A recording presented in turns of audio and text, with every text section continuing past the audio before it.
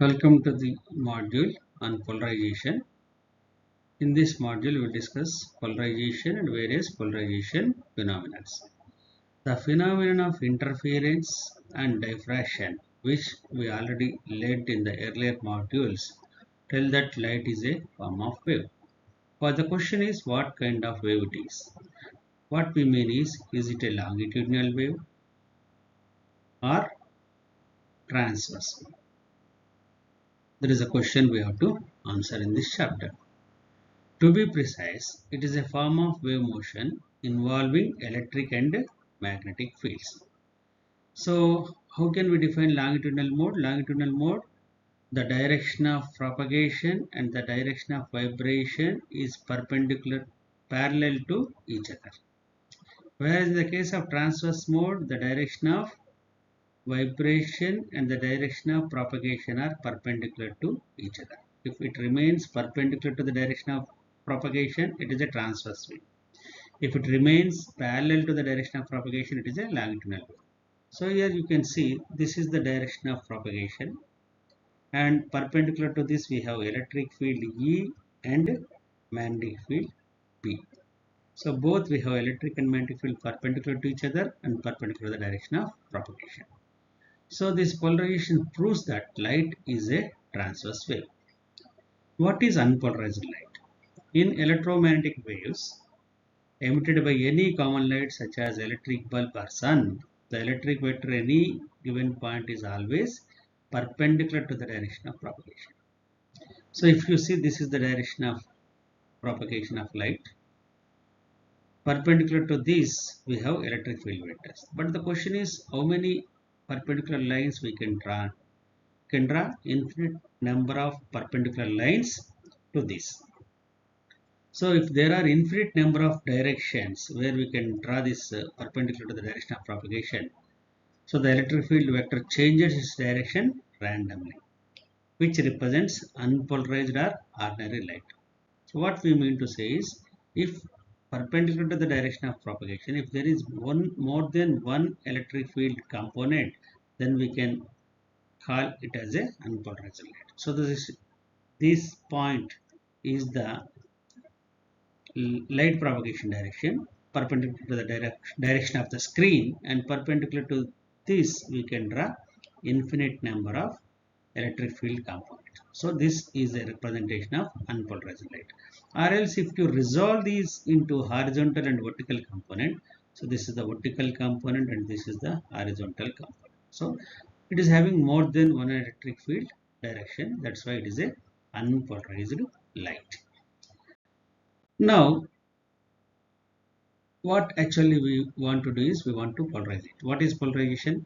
Polarization is the process of restricting the vibration of the electric field vector only in one direction.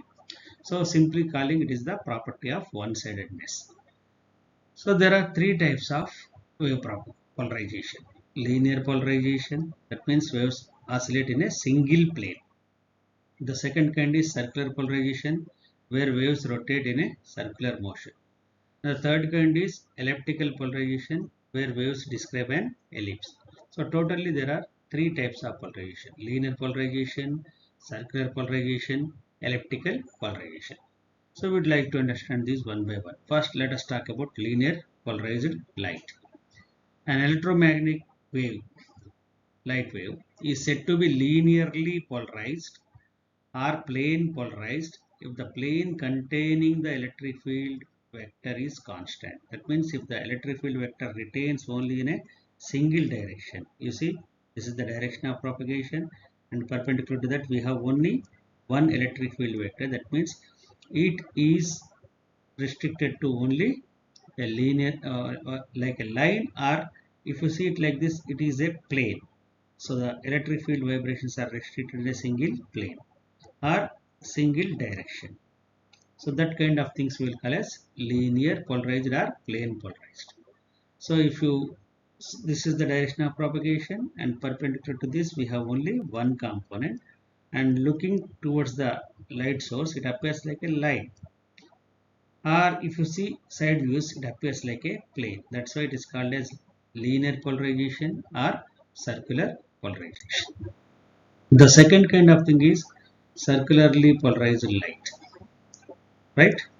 So in circular polarization, the electric field vector no longer oscillates in a single plane. Earlierly, it is direction of propagation and only one particular direction it is oscillating. But here, it is no longer oscillates in a single plane as in linear polarization. What is happening is the electric field vector is constant in magnitude and proceeds in the form of helix. So if this is the direction of propagation, around this direction of propagation, it is propagating in the form of an helix. But its magnitude is remaining constant. It is rotating, but at any particular direction, it is having only one electric field component. So here you see, this is the direction of propagation, and perpendicular to that we have an elliptical motion, and when looking towards the light source it appears like a circle. So that kind of motion we will call as circular or circular motion.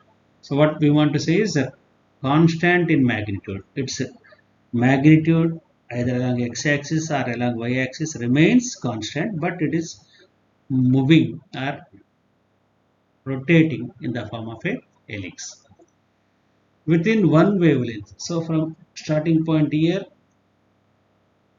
one wavelength lambda distance, it completes a circle. So from here to here, it is wavelength lambda. Within one wavelength, electric vector completes one revolution, and looking towards the light source appears like a circle. If the tip of the vector rotates in clockwise direction, we will call it as right circular polarization. Whereas if it is going to rotate in anti-clockwise direction, we will call it as left circular polarization. And the third form is elliptical polarized light.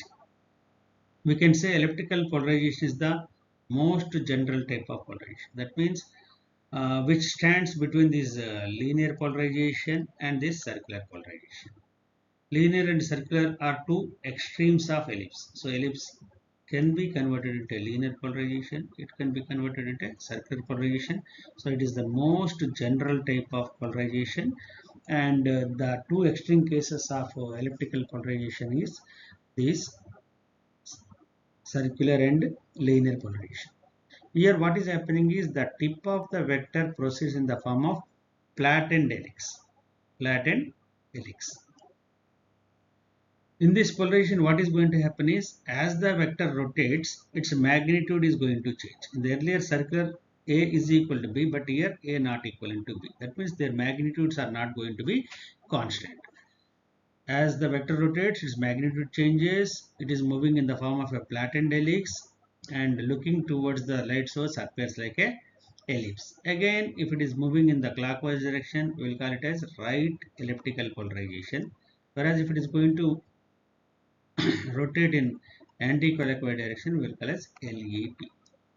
So this is generally how we define linear, circular and elliptical polarized light.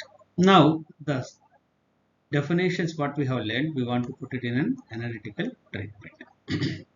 So this is the direction of propagation, and perpendicular to the direction of propagation, we will take two electric field vectors or two electric field components Ex and Ey, and the phase between them is del.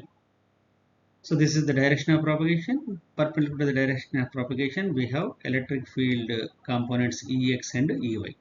So Ex is represented as E1 sin omega t, whereas this Ey is represented as E2 sin omega t plus delta, additional phase difference delta.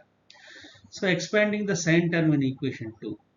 So here sin A plus B. So we can expand it as Ey is equal to E2 sin A cos B plus cos A sin B.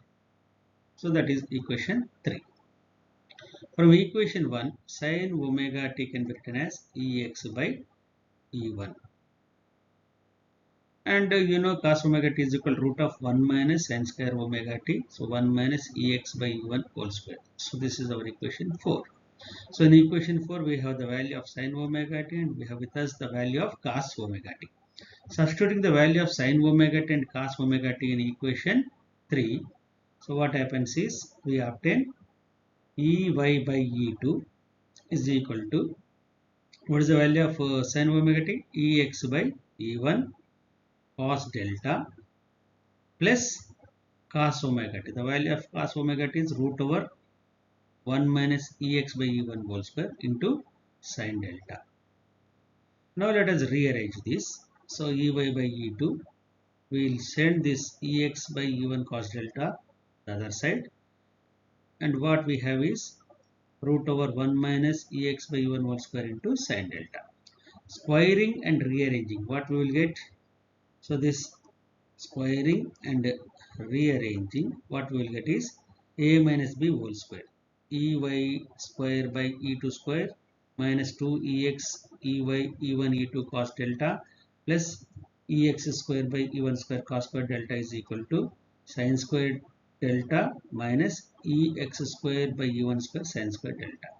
And taking this to the other side, and if you take ex square by e1 square common, what is the thing within the brackets? Sin square delta plus cos square delta. Sin square delta plus cos square delta is equal to sin square delta plus cos square delta is equal to 1. So that's why, what is the thing we get here? Ex square by e1 square plus ey square by e2 square minus 2ex ey by e1 e2 cos delta is equal to sin square delta. So this is the general equation of an ellipse. Now we will consider three cases. We will prove it is going to be a linear polarization if certain conditions are met, and the same thing can be converted into a, what it is called, circular polarization or elliptical polarization. So first, let us keep del is equal to 0, sin delta is equal to, so when you keep sin, what is the equation we have here? So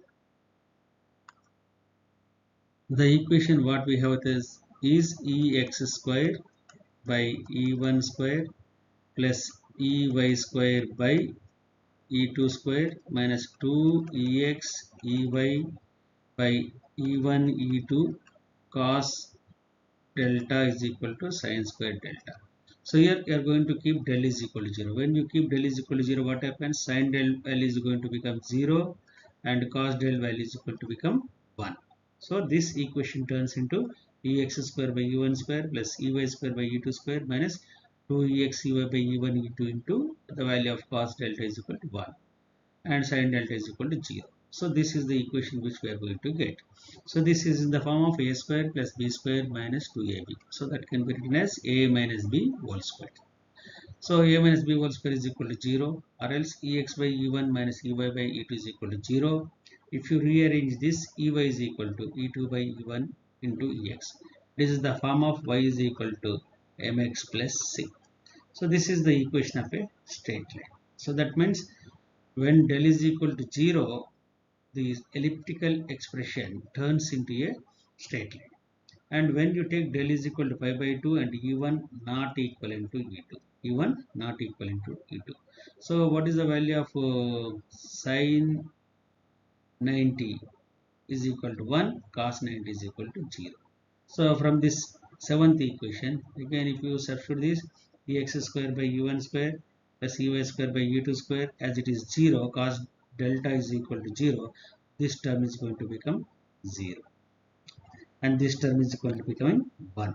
So ex square by u1 square plus ey square by u2 square is equal to 1 represents ellipse, a symmetrical ellipse. So what are the conditions? If del is equal to 0 and del is equal to 0, it is going to be a straight line. If del is equal to pi by 2, e1 not equivalent to e2, it is going to be elliptical equation. Third case, del is equal to again pi by 2, but this time we will take e1 is equal to e2 is equal to e. In the above expression, ex square by e square plus ey square by e square is equal to 1. Or if you take this ey square the other side, ex square plus ey square is equal to e square. So this is the equation of a circle. So del is equal to pi by 2 and E1 is equal to E2. It is a circle. Del is equal to pi by 2, E1 not equal to E2, it is an ellipse. And if del is equal to 0, it is going to take the form of straight line. So what is the conclusion analytically is the elliptical equation is the most general form, and from that we can obtain the equation for a straight line, equation for an ellipse, and equation for a circle. Thank you.